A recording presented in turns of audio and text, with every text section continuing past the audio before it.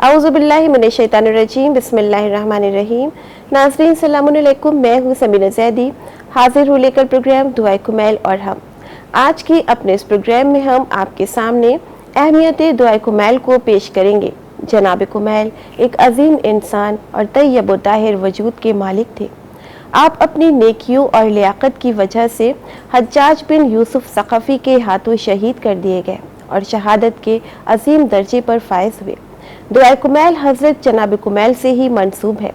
दुआ के सिलसिले से रसूल खुदा सल्लल्लाहु अलैहि वसल्लम फरमाते हैं, दुआ मग़ज़ इबादत है।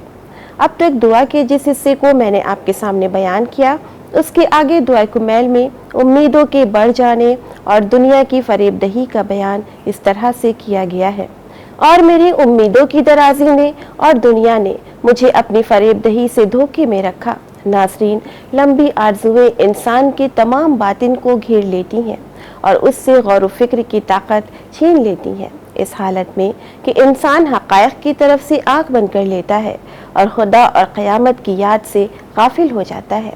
यकीनन इंसान अपनी चंद रोज़ा ज़िंदगी में लंबी लंबी आरज़ुओं और ख़यालात में डूब जाता है और हर वक्त आरज़ुओं के इस शराब में अपनी उम्मीदों को हासिल करने के लिए बेहिसाब माल दौलत और दुनिया भर के साजो सामान इकट्ठा करने में अपनी पूरी ज़िंदगी सर्फ कर देता है और ख़ुद को दुनियावी उमूर में मसरूफ़ कर लेता है।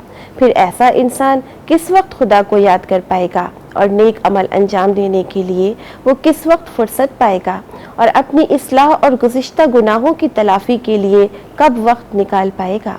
हज़रत रसूल खुदा सल्लल्लाहु अलैहि वसल्लम फरमाते हैं, मैं तुम्हारे बारे में दो खसलतों से डरता हूँ, एक हवाए नफ्स की पैरवी और दूसरे लंबी लंबी आरज़ुओं से, क्योंकि हवाए नफ्स की पैरवी आदमी को हक़ कबूल करने से रोकती है और लंबी आरज़ुएं आखिरत की याद को भुला देती हैं।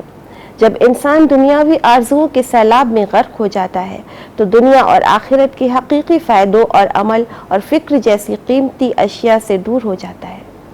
इसलिए चाहिए कि दुनिया में गर्क ना हो जाए और जो नेमतें परवरदिगार ने हमें अता फरमाई हैं उनसे लुत्फ़ हासिल करें और उनका शुक्र अदा करें।